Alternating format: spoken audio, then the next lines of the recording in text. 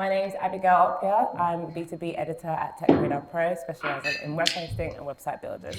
Today, I have with me a distinguished panel, and we are going to discuss some of the biggest challenges in cybersecurity today. But before we dig in, I would like my panel to introduce themselves. Piotr Bargiel, advisor working for Joint Research Center, European Commission. Dawid Rożek, CEO of fintech named Zen.com, who are connecting the checkout of payments from global world and also banking in one product. And there's a lot of cybersecurity things which I can talk today. He's speaking already. Go ahead. Stanisław Sopel, General Counsel, G2A. Yeah, and I'm Ruben Dunsbergen. I'm the Director of Client Operations at Ravelin, a fraud prevention company. Before that, I spent most of my career at IBM, so also really happy to be here. Nice, thank you so much everyone for joining me today. So, last year we saw a lot of the big headlines included phishing attacks and IoT attacks and cloud attacks. That was 2022. Are these same, kind of attacks trickling down to 2023, or what are some of the biggest challenges that cybersecurity are facing this year? Sorry, I'm happy to take that one. So I think actually the easy answer is yes, we will see the same trends. I think this question is often not a very happy question to answer, because of course it'd be nice if we could say it's all going to go away and we'll all be like resting nice and secure. But unfortunately, I don't think that's the case. And I think yes, from a technological perspective, all of those trends will continue. We will see more credential stuffing. We will see more ransomware attacks. But I think one theme that we sometimes forget is like the skills perspective as well. So we need people to fight those attacks, and we still see, even in a market now which is becoming less hot for skills, it is still a big problem to find the right people. And I think like two trends that I want to point at as well is the sophistication of the attacks, which is continuously increasing, right?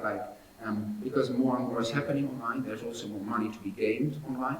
So I think that's one key trend that we're seeing, at least at Ravelin. We're having to tackle more and more sophisticated fraud. And then also we're seeing, I think, the proliferation of hackers and fraudsters.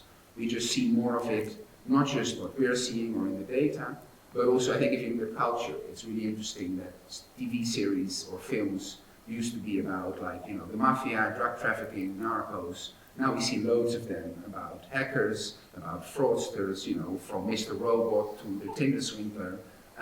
I think all of this is becoming more and more prevalent. So I think if you combine that with the skills gap, and I'm sure we'll talk more about how to tackle these challenges, I think the answer has to be some automated form of tackling them, because it is becoming more prevalent more than anything in 2023.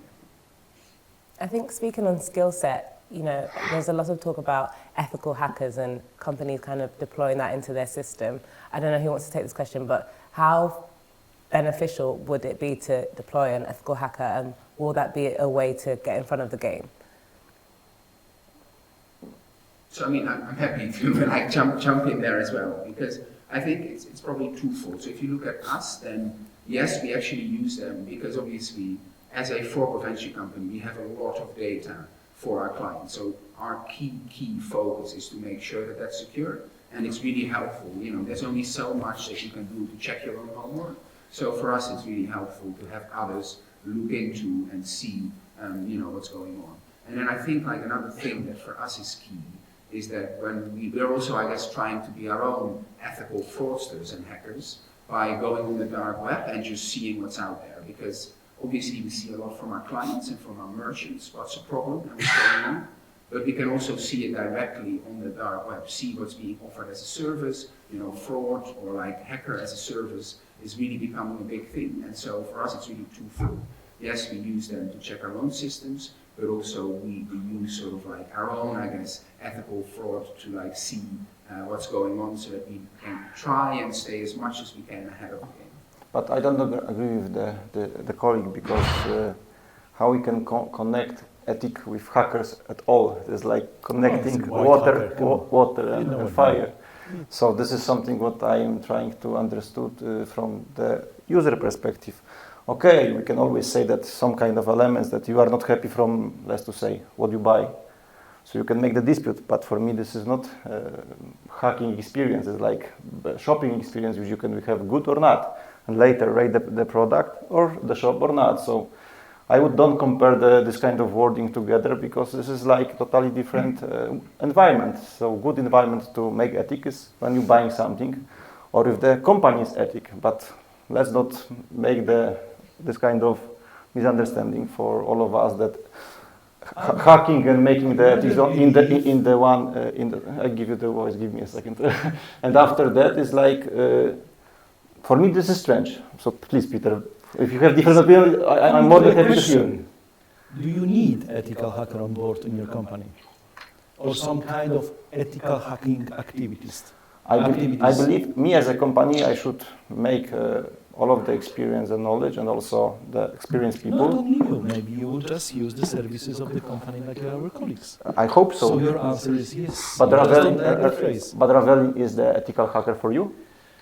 It's a kind of the white hacking activities they have, and also shared services they can provide for you. So yes, they are, or no? Yes, they are. Okay. Kind of. So now I understand your understanding of this. Kind of. Okay. And I can say it kind of. Unfortunately, we need. So do you feel yourself ethical hacker? No. Regardless of the name. Okay, but Piotr said that, so I'm trying to understand what's happening here. Regardless what is the understanding of the name, this type of activities, of course, presented in movies like a hacking, but in common everyday life, it's like a vulnerability management, vulnerability scanning. We must have this, and this is like a part of every enterprise operations. It's not anymore super sophisticated, unusual just for the war games. No, it's not like this. It's like a part of everybody, every company life. Of course, no matter how you're going to put the name on it, it's like a white hacking activities you must assure for your environment. Yeah, I just asked, and colleague said no. So why no? Like Peter is saying that it's yes. No. I don't see Ravelin as an ethical hacking company, but do we need it and do we use it? Yes, for sure. Okay. Because we want to do everything we can to make our own defenses as robust as possible. And you, as I said, you can only check your own homework so much, right? You just don't see what you just see. So another set of eyes is really helpful. And then I think what I'm saying about the activities that we do, I wouldn't maybe call that ethical hacking, but at least what we're trying to do is to see how fraudsters think or how hackers think, so that we know what to do to prevent our clients from being hacked. Yeah, so thank you for clarification. I just wanted to try to understand what does it mean. Well, I mean, yes, I completely, I've seen that a lot of companies have been using ethical hacking measurements to, A/B test this software. So, to be honest, it's one of those things that if it's not illegal and it's going to help the product, why not, kind of thing. But what I did want to speak about was that in a recent report I read, I saw that financial institutions and other bigger institutions like software as a service companies are not even prioritizing testing regimes for cybersecurity. They're not prioritizing schemes and incident report, for example, just to report these hacking incidents that happen on their sites. So my question is to anyone on the panel, or if anything, I want to hear from everyone, is how do you make cybersecurity enforceable across every single industry? So, yeah, go ahead. So from my perspective of a regulated company, it's a lot of things which you can do to support a lot of cybersecurity of your company or your business or any kind of activities which you need to deliver. What I learned from the industry of regulated world that even banks sometimes have smaller security than payment checkouts, global payments. For example, PCI DSS regulation, which fully cover your card holding data. Banks don't have this kind of audit at all, but companies like Zen, for example, where have the direct license with the big brands like Visa, MasterCard, WeChat, UnionPay, they need to every quarter make the pen test audit, and also every year make the whole audit of the company, of the processes and also the systems, how cybersecurity we are as a company. So from my perspective, definitely is something what we need to take care of as a company.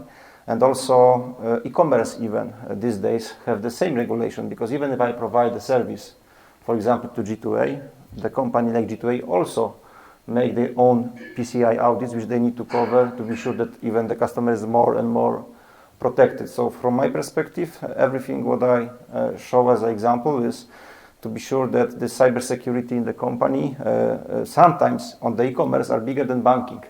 And what also, like I working with G2A closely, it's a lot of things which you can make together as a companies by companies, like partner with partners, when we learn together each other from one perspective what customer need, but from other perspective what we can offer as a company. But I believe the main paradigm or some kind of rules should be that IT security people should be added to the project from the starting point, to plan together with our partners or inside the company what we want to really achieve, and later to together think how to make it protection as much as possible. And even the most valuable products to build should be a lot more bigger attention for the security from the day one than later. And this is what I will always encourage the companies and others to be sure that the security partner will be like team together, not like the different departments who are just checking what we are doing. They should be together the team players of the company to be sure that the system are very protected. So I believe this is my, let's say, initial thought, which we are together with G2A doing a lot of this kind of connection to be sure that the customer is protected. Yeah, I think it's very important to have the right partners, and of course Zen is one of them for G2A. But how to enforce the cybersecurity to any organization is to have the right people on board, first of all. So the team of internal cybersecurity expert, and that's not that simple anymore. And then working with the right partners, you should implement the right tools. Starting from like the simplest one, like VPN, which is not that common, in every organization. And then probably you should work on build the awareness of your people, starting from the simple things like don't connect your laptop to any public available Wi-Fi, and then going through email, firewalls, and so on. So it's obviously very hard endeavor to implement the cybersecurity in any organization. But it's possible doing this step-by-step exercise. And the general consensus now is that cybersecurity companies are following behind hackers, and it's kind of like you've seen a hack happen, you analyze a hack, and then try and prevent that from happening. From the time you started, I guess everyone can answer this, from the time you started in the industry till today, has the trends changed in terms of what customers need out of cybersecurity companies? Would you like to take this one? Yeah, you need the perspective of over the years. So okay, I'm old enough. I can take that one. In reality, like a real hacking, like a breaking the system from the perspective of a software engineer in the 25 years ago was much more difficult than now. Unfortunately, now you have more groups of script kiddies and tools helping people not really involved or connected with IT to do something bad, whatever the bad means to the environment or to the resources. In the past, it was rather like engineers versus engineers. That's my opinion. So that's the easiness of making something bad that is really, apart from the multiple tools and approaches and simpler language of the programming, of course. But again, easiness. It's easier and easier to harm IT resources, unfortunately. We build the wall, but somebody is faster with building better. Yeah, and I think it will always remain a cat and mouse game, unfortunately. Yep. Like a company can put up the highest defenses that it wants, and you can try and look what's out there and what's happening. But unfortunately, where there's money to be made, it will also be done in an illicit way. So for me, it's a combination of like trying to, follow all the processes and set up the technology that we've already discussed, but then still you need to have plans in place for like when someone does come through, right? Whether that is like having a right like sort of backup or disaster recovery strategy, or you have like risk checks. Once someone is in, they have taken over someone's account, there has been a credential stuffing attack, do you then still have something in place at that point to see, is this been a hacker or is this someone that's actually using their own account? So for me, it's, it's impossible to completely stay ahead of the game. Sure, you must try and catch up as much as you can, but you need to then also have like a plan B for someone where when something does go wrong, you have another option basically. And what would a plan B be? Plan C. I mean, if you look at like a ransomware attack, then what you don't want to do is you don't want to pay them. So ideally, you'd have like one environment which is completely separate from the one that has been like infiltrated, and then you can just back up from there. I think that's one example. If you look at like at Ravelin, how we try and help our clients, then if there has been a credential stuffing attack and loads of accounts have been taken over, obviously what you want as merchant these days is to have a card already like linked to the account, right? It's saved in that account. And so if you then look at, well, is this person using their own card? Well, they have been using this account for 5 years. They transact every other month. So I think normally you would say, well, this looks like a good transaction. But then what you can do is put extra fraud checks in place to see, has there been an account takeover? So you can look at like, is this person ordering what they're normally ordering? Is this person, staying on the same like web page for as long as they normally do?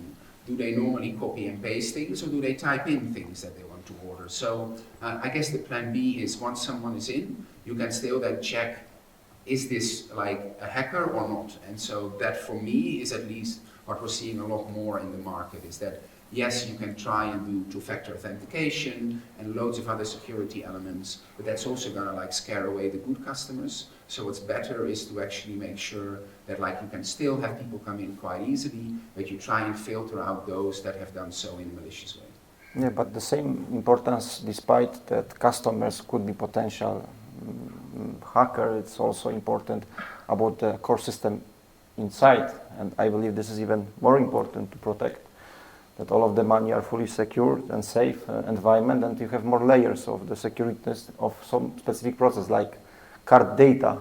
So a lot more attention from practical perspective and additional layer of security to that, to be sure that the sensitive data are triple checked and verified and secured. So definitely from the perspective of activities of hackers like the customer, the whole infrastructure is even the same or even more important to protect from the product which you are offering. So that's what also we are making our own audits as a companies to be sure that the infrastructure here, like Staszek said, one of the elements of VPNs, but there's a lot of things which we can combine together as a companies to be sure that this audit are fully checked, like we are do together for PCI DSS. So there's a lot of things which we need to take care of to be sure that later customers are happy, feel safe, and later feel, depend about the industry and depend about the customer, like on G2A, get the best deal. So that's how I want to always to think about the companies, and that's what I believe myself on them when I'm building this company. Yeah, I think the plan B is it depends also whether you mention, you ask about the small companies or the big companies, because for small companies the plan B is to survive, to keep the business going. For big companies like Ravelin or G2A is to keep this attack on the lowest level possible and not to harm your customers, your reputation, resources, or funds, like in David's case. Yes.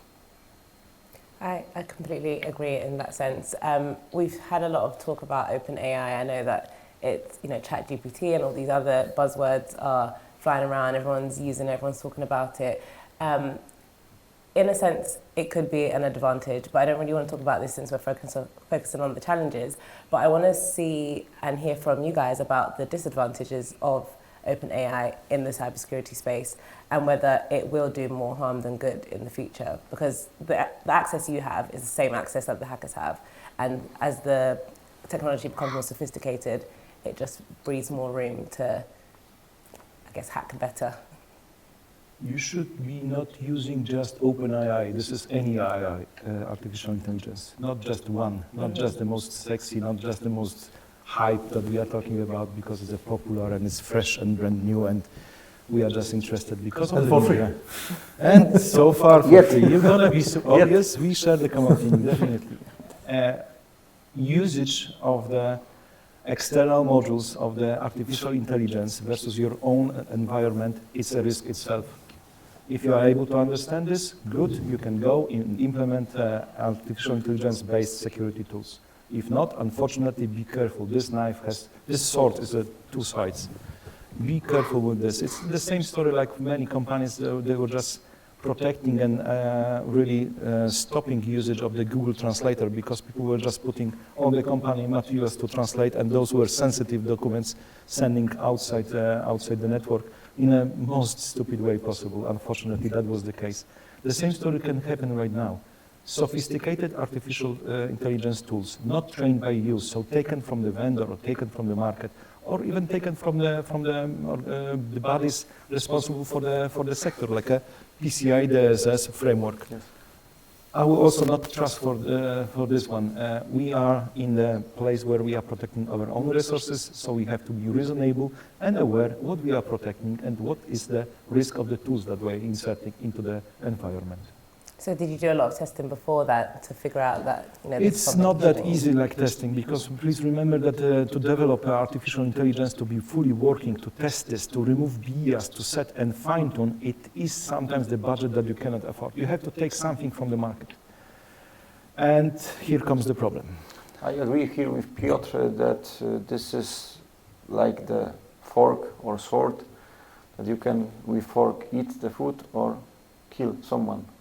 So it's a matter of how you use the tool to be sure what you get as an output. So that's also my feeling for AI from practicality perspective. So it will be people who wants to eat the food by fork, and will be people who wants to do something different with the fork. So that's the whole world which are changing. But if this change the world, I believe definitely yes. And for me today, the ChatGPT and the things which are going are not buzzwords. I feel that this is a lot more what we can expect in the nearest future that people can imagine. But we cannot predict. It's hard to predict, definitely. Yeah. Definitely it's hard to predict. And for me? Yeah, I think the AI and ChatGPT, it's super hard to predict what the future is going to bring. We discuss it, and in my opinion, that's actually the biggest threat to cybersecurity. And so far, we know that ChatGPT, if you ask ChatGPT for, to write an phishing email, she would say no. But if you ask differently, if you rephrase the question, then something might pop up. So of course, we need to be, very careful using any AI tool, especially that this tool can be used as well by cybersecurity guys, but also by cybersecurity, bad guys. So of course, we don't have a crystal ball. We don't know what's going to happen. But we definitely should be very careful. And Ruben, what are your thoughts? Yeah, so I think it is, a bit, yes, ChatGPT can say no to certain things, but I think there's already been sort of jailbreaks and other ways to sort of go around the ethical elements that they've added to it. So I think, sure, it can be used as well for those companies fighting fraud, but then, exactly, you get the problem that you don't really want to put like company-sensitive information into it because it will certainly be used, right? Hackers may not have the same problem. So hackers, if they do find that jailbreak, might just ask like, write me a script for this reason or that reason to make a ransomware attack easier or to facilitate a data breach. And so I think it is a cause for concern. Yes, it can also be used in good ways, and potentially when we do start paying for it, and there will be more sort of a ring fencing of the data that you put into ChatGPT. But as it is free, I agree with others here that there is some cause for concern in how that's going to affect cybersecurity. And most software companies right now are offering basic level cybersecurity or security in general for the products and services that they provide. Do you feel like the marketplaces need to be doing more in terms of keeping online safe completely?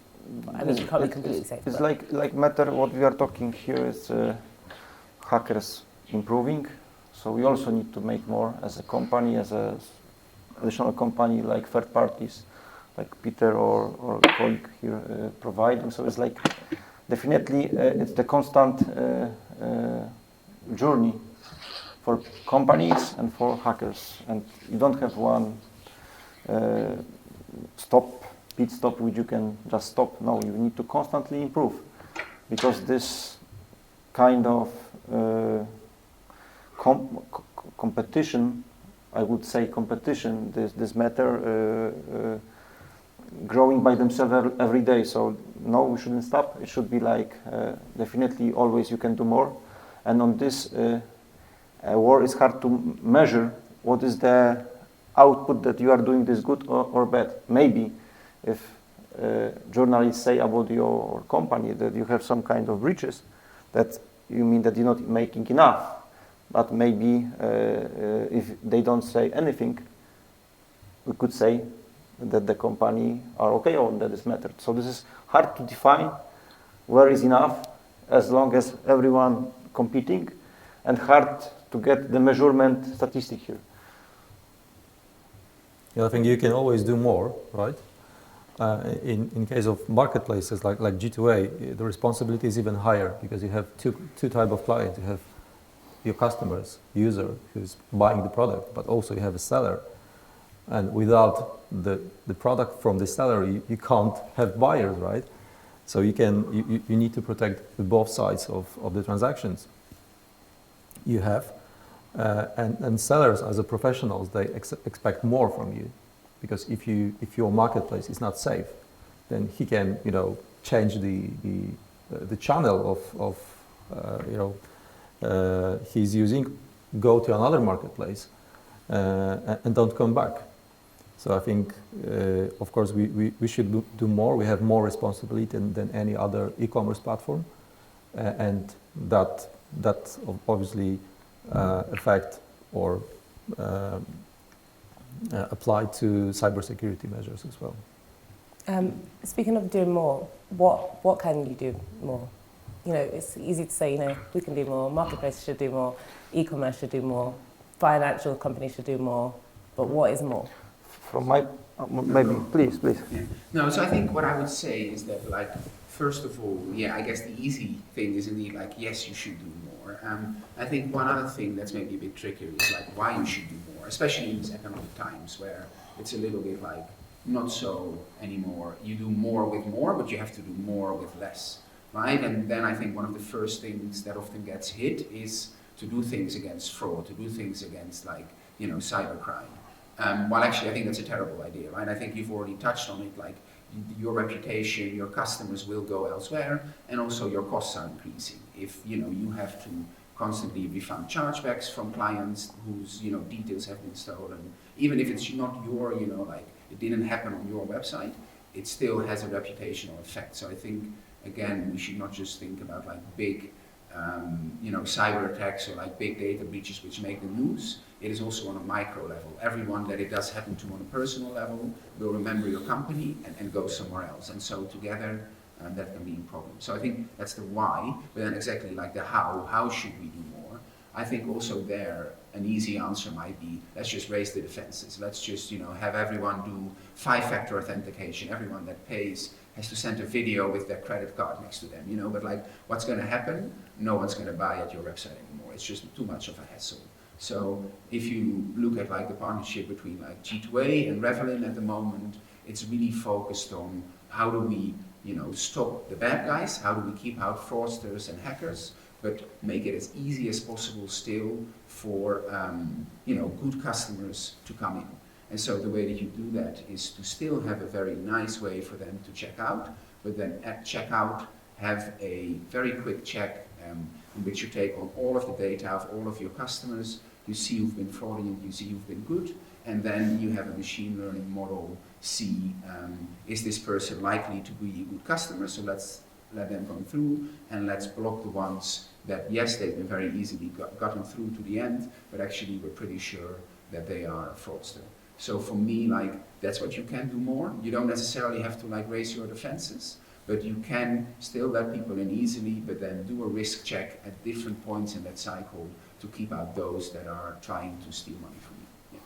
Yeah. And coming to the question, do more means you never stop. For the cybersecurity, it's not like a certain point, or it's not a certification, diploma, test, whatever. You always have to work harder, deliver more. It is a process. Our colleagues are saying this is a competition between the bad guys and the good guys. Unfortunately, working for the law agencies a little bit, so it is an open war. If you are just seeing companies using the language comfortable, like a competition, it means they had no major problems, breaks, or hacks in the past. If you meet really almost destroyed companies, they will say, this is war. We did not assure something or something. They have different perspective, of course, different budgets and the different problems. But anyhow, do more means you never stop. It's not like a certain point of the growth of the company. Whatever the services you will have, whatever the solutions you will have, vendors, friends, companies, and the frameworks, do more means this is process. You always can do a little bit more. Yeah, and Yep. I think I would just like add to that sometimes people also say, well, we can do a bit less because we're not seeing a lot of attacks, right? Like, we don't see hackers come in, we don't see fraudsters come in, and so we see them, like reduce their defenses. And I think what's sometimes like missed is that because you have those defenses, people don't come. As soon as you lower them, word gets out, like there is a hacker community, there is a fraudster community. So as soon as you like allow yourself to do that, and we've seen that with, people coming in to us, with, like new prospects, they're like, okay, yeah, we thought we were okay. Now that we've reduced our defenses, everyone, like, word has spread and we're under massive attack. So I think that's another key thing. Yes, you have to like keep going and keep improving.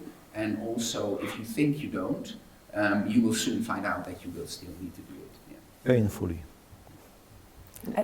I think with small businesses, talking about SMEs in particular, one of the pain points would be affordability of cybersecurity help, I guess. Imagine you're a small company, you've just started out, and you want to make sure that your site is, as secure as possible, no matter what you're trying to secure. What advice would you give for SMEs in particular who maybe don't have the budget for a whole cybersecurity department or have the budget for, deploying outside software? I would start with basic, like how you define your product, and later what kind of potential issue of security or cybersecurity could be there, to not pump the cost, that you are fit to purpose. Fit to purpose. This is the very important thing. So if you are SME who are starting the business, so like Peter said, fit to purpose is very crucial on the culture of the company and the process of the company, how you're building the things. Because later it's a lot easier to understand what the key point or the key problem of the cybersecurity could be here, or that, or that. So I believe just for this SME, I would definitely go to understand the core of the problem, to fit to what Peter said. And after that, it's a lot easier to have a lot more effective company and comparing cost to the security which you are offering as a SME. So definitely that would be the main point from my perspective of if you are the owner or any person who need to somehow define the culture, it should be the basic which you should adopt to the company. Yeah, I totally agree. So I think culture, no matter how small you are, you still have a big influence on that, and it is a really big part, right? Like, you can have the best technology, but if someone inside gets convinced that someone that's calling is their manager and they need to send the files like straight away, and it turns out to be someone has been socially engineered, that is, no matter how small you are, that's something you can do. And I think second of all, if you're looking at more sort of, like sophisticated, for instance, like, payment fraud attacks or hackers, then yeah, you may not be able to afford directly, a company that's going to do a bespoke machine learning model for you to like improve your defenses. But what you might, for instance, do is you may go to a PSP, which at Ravelin we partner with as well, and then through your PSP you pick one that has good defenses for you. So I think there's culture, but also picking the right partners for the level that you're at, and making sure that they're able to help you as much as they can, no matter how small you are. And you made a point earlier about companies not focusing on cybersecurity until an attack actually happens directly to them. How because this is an obvious challenge as well. You wait for an attack to happen and then you start fixing the problem after. How do you propose companies should, or would you promote cybersecurity for them to get it on board before the attack happens? By risk assessment. It means how is your feelings of how much money you can lose and you can accept, and you need to add also the brand money which you can destroy the company, because if this will be publicly, there's a lot bigger cost than only money which are direct from the specific fraud or hack. So it's a matter of your risk assessment, how much assess and accept your risk, but pragmatically, and make it triple of what you are thinking, if it really will be the case. Because like Peter said, it's a very ongoing process that most of the times losses are bigger than we expect if something is happening. So I would definitely assess by money and add other elements of the area of business, like brand itself. If you want to accept this kind of risk, and where is your risk acceptance of the specific scale of your business? Because if you are a business, I don't know, with 10 customers, B2C, maybe still try to find a way to scale the business. But if you have bigger amount of customers who are growing, you need to be more and more sophisticated of that. But even that, you should start from day one, add the cybersecurity as your culture of the company. Security by design. Yes. But there is a but in this. Risk assessment, Always. Risk assessment with the presence of the big boss. High management has to be fully aware, and this is no discussion. In other case, risk assessment is just an Excel file that is running around the company. But if you have the awareness of the boss, awareness of the high management really involved into it, so you have from top to the bottom perspective of the security, it will be easier to face daily security routines. Without this, forget. There is no tool, there is no service that will just solve the issues. Unfortunately not. That's why we are here. Yeah. I believe maybe because it was the SME, so bosses are always connected to the company, so it's not the main thing what they are thinking. But yeah, definitely I agree on the bigger companies like enterprises.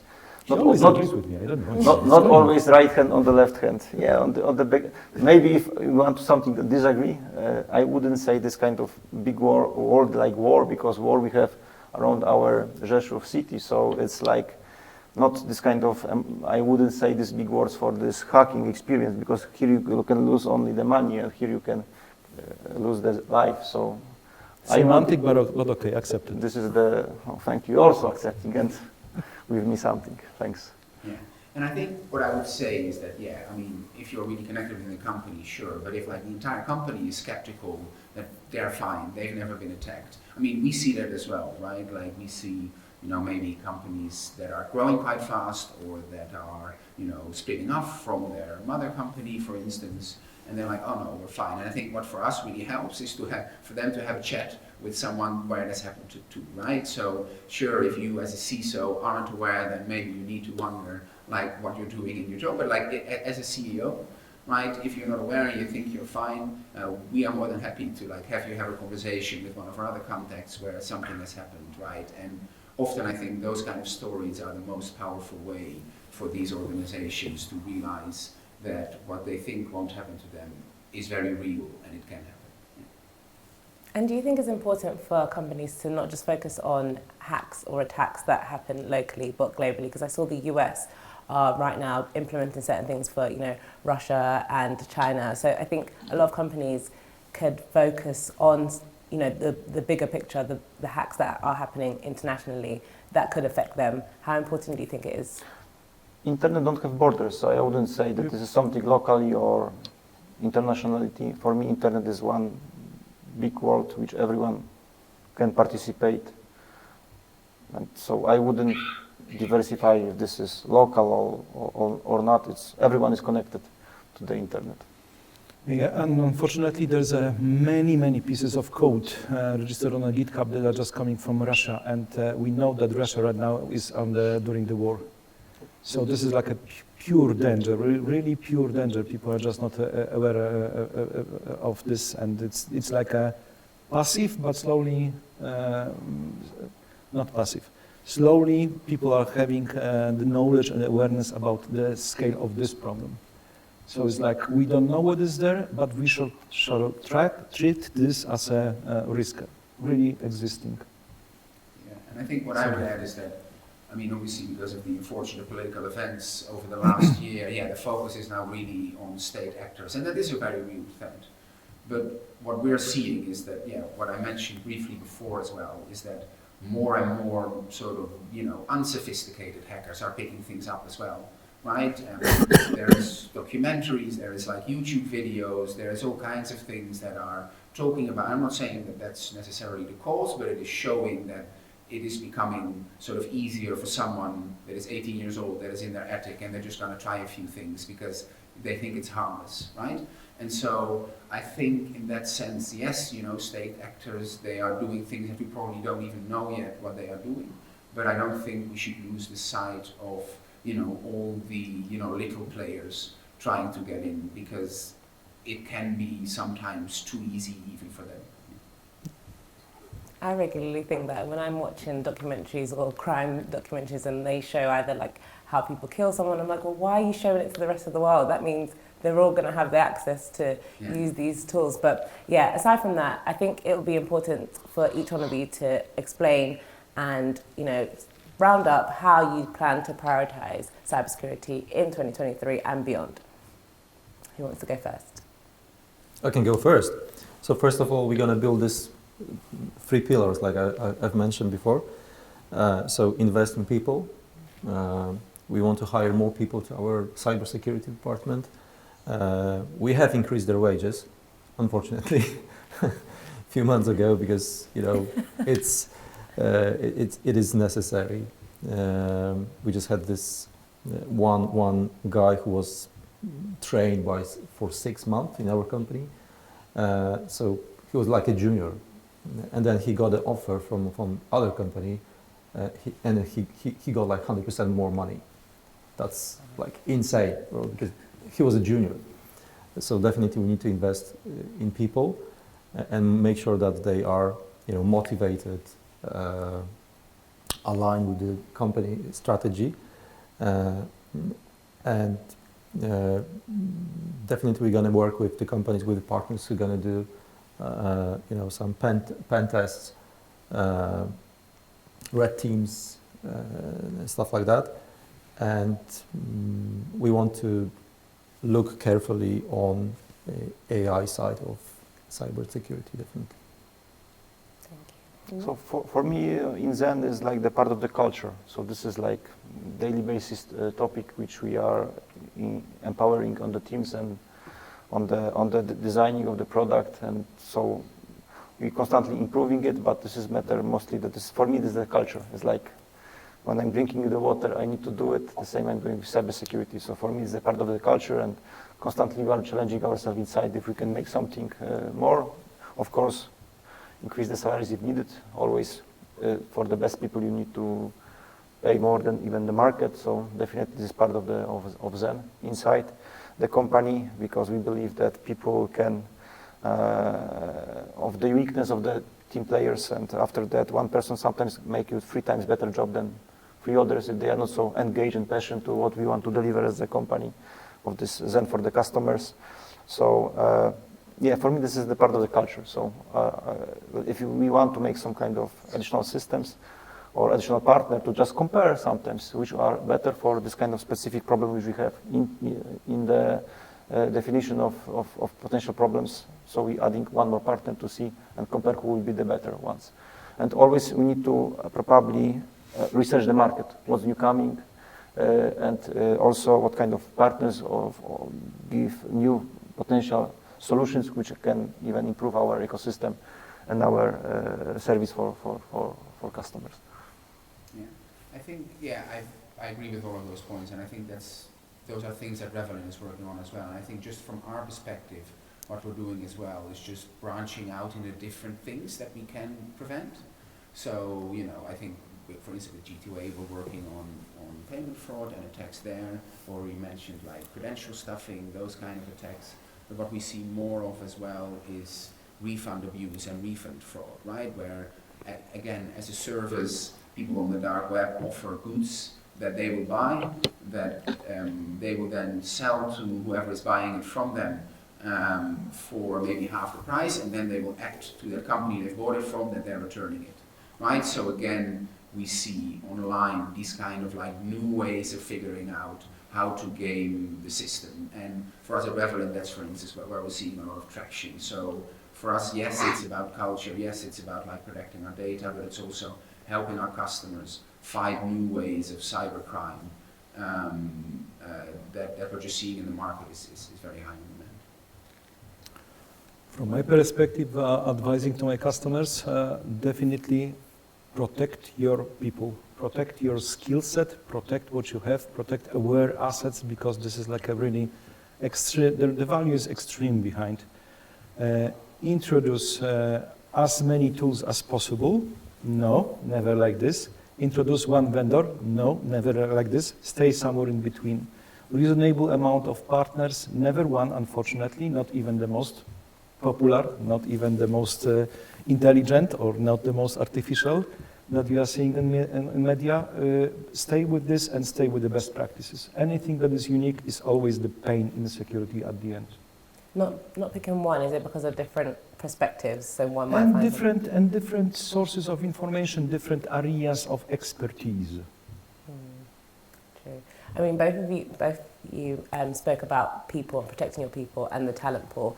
Are there any challenges with the streamline of the talent pool at the moment in terms of cybersecurity and getting people from, let's say, primary school to the end where they are actually cybersecurity experts that can solve problems? I believe it's a matter of how you define your internal career for the people, not only about cybersecurity. Like Staszek said, G2A investing on the new people who can grow with the company of all of the needs which they are there. So it's a lot of opportunity for young people to be part of the big company, and from the other perspective, grow and get investment from the company in the person. And probably is also combination with the experts which are inside the company now. So the same is in Zen. Like I am trying to have experts because maybe I am now focused so much in the, like I said before, even increase the salary for the people, but have this kind of top-notch expert to be sure that he can think in my behalf what I don't know as a company owner or CEO. So for me, more I'm focusing now for experts, which are specific field which I understood. So this matter of the culture of the company, both are great. The matter is that you need to understand that cybersecurity is your bread and butter, which you are living. And for some companies, when you are a young person from the school, go to G2A. It's good to learn and to have the new experience, especially if you are a gamer. Yeah, play some computer games, right? Yes, and if you are more like the banking, go to Zen, but probably you better like games. If you like money, go to Ravelin. Well, I'm not sure about that, but I think it is important that we get the word out. So yeah, you're totally right that we can't just expect to be hiring from the same pool of people in their 20s or 30s, and that not growing, right? So for us, it's also important that we do outreach, that we people go back to their schools and explain the kind of things that are possible. And it's not just people like me, but it's also women and other ethnic minorities that work for our company, that they go back and they say look, you can be me and you can be a cybersecurity expert, right? So for us, it's really key to not just try and fish from the same pool and just either offer more money or, like give better perks or anything like that. It's also about increasing that pool. And there's many ways you can do that. We're not, we're a big company in like the things that we do, but in the amount of people that we have, we're not so big. So, but still we try and do whatever we can to get people excited and to show that like this is an exciting career and it's not just people sitting behind their desk like coding. There's many other things you can do to become a cybersecurity expert. The vision is important. How you connect it with vision, like Zen. I'm really fighting for freedom and privacy. This is my value which I believe in, and this is what I want to offer in the payments, which are not easy. Where all of these things what we are talking together are there. So I want to have this kind of people, if they believe in the same values like me, come and join to Zen. Well, thank you. This Thank was you. very insightful. So Thank you so much. Thank you so much. Thank you very much. for speaking with me. Thank you.